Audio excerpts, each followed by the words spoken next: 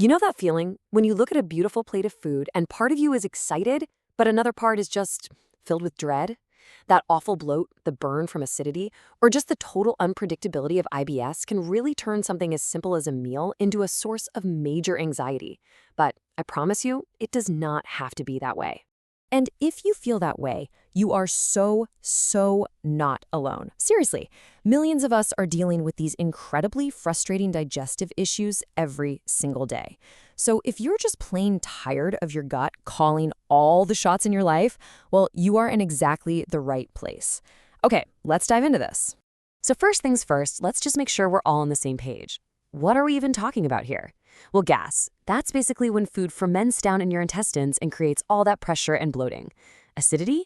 That's that horrible burning feeling you get when stomach acid decides to travel upward where it doesn't belong.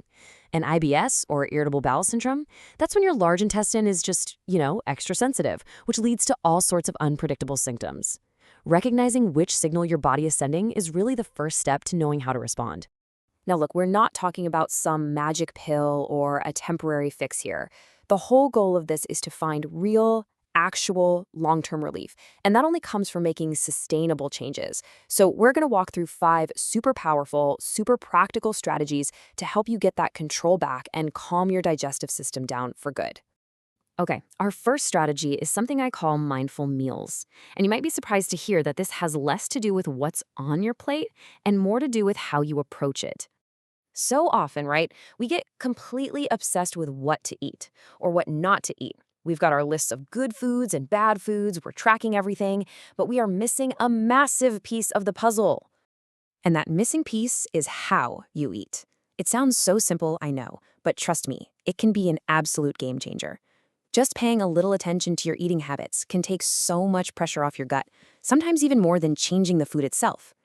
So, what does this actually look like day to day? It's really simple stuff. Number 1, always sit down when you eat. No more eating in the car or while walking around. 2, chew your food. I mean, really chew it until it's almost liquid. This gives your digestive enzymes a huge head start. 3, try not to talk a whole lot while you're chewing because that makes you swallow air, which leads to, you guessed it, more gas. And finally, please, eat without distractions and away from stress. Step away from the stressful work emails. Your body needs to focus so it can digest properly. Let's move on to our second strategy, which builds on this idea. We're calling it strategic fiber. Now, we've all been told forever that fiber is good for us, right? And it is. But for a sensitive gut, the type of fiber you're eating is absolutely crucial. Okay, I find this slide fascinating because it shows the 2 very different faces of fiber. On one side, you've got soluble fiber. Think oats, bananas, psyllium husk. This stuff forms a kind of soothing gel in your gut that helps regulate things. Then you have insoluble fiber, like what's in a lot of raw veggies and whole grains. This adds bulk and speeds things up. For a lot of people, that's great. But if you have a sensitive system, it can sometimes be irritating and make gas and bloating even worse. It's all about finding the right balance for your body. Okay, time for strategy number 3, hydration and herbal support. This one is just so fundamental. I mean, proper hydration is completely non-negotiable for good digestion. And on top of that, some specific herbs can give you some amazing natural relief. The key here is just choosing your liquids wisely. Pretty simple, right? Make sure you're drinking plenty of water. And a great tip is to drink it warm in between meals, not with them. You also want to embrace those gut-calming herbal teas like peppermint, ginger, or chamomile. And what should you avoid? Well, it's probably what you'd expect. Sugary drinks, too much caffeine, alcohol, and especially carbonated drinks, which are literally just pumping extra gas right into your system. Now, strategy 4. This one might just be the most overlooked, and yet maybe the most powerful of them all. Manage your stress. The connection between what's going on in your head and what's happening in your gut is incredibly direct and very real. And here's why. Get this. Your gut has its own entire nervous system, so complex that scientists often call it our second brain. Isn't that amazing? So when your mind is feeling stressed out, it is sending alarm signals directly down to that second brain in your gut.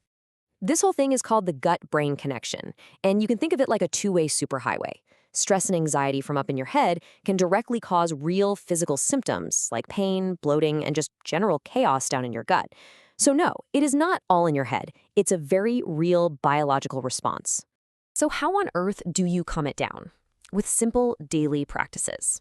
Things like deep breathing exercises, a little bit of meditation, some gentle yoga, or even just a short walk outside in nature.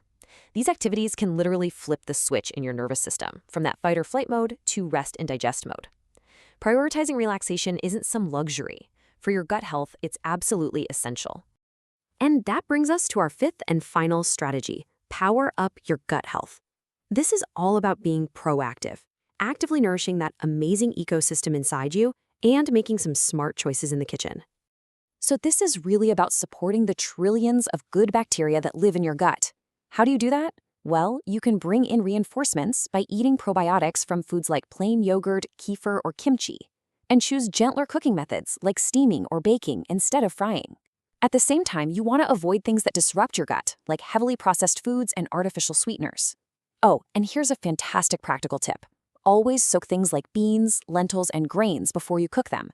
It makes a huge difference in how easy they are for your body to digest. So there you have it, 5 different strategies that when you put them all together, create a complete toolkit for your gut. See, it's not just about one single change, is it? It's about looking at the whole picture. How you eat, using the right fiber, hydrating the right way, managing your stress, and actively supporting that gut microbiome. I absolutely love this quote from our source material because it just reframes the entire problem. I want you to think about it this way. Your gut isn't broken. It's not diseased. It's just a highly sensitive system that's asking, or maybe screaming, for the right conditions and, a little bit of patience so it can do its job properly. And that brings us to the most important question of all. Your gut is talking to you every single day. The real takeaway here isn't just knowing this stuff, it's learning how to listen. So looking at these 5 strategies we talked about, which one feels like the first, most powerful step that you can take on your journey to a calmer, happier gut? Just start there.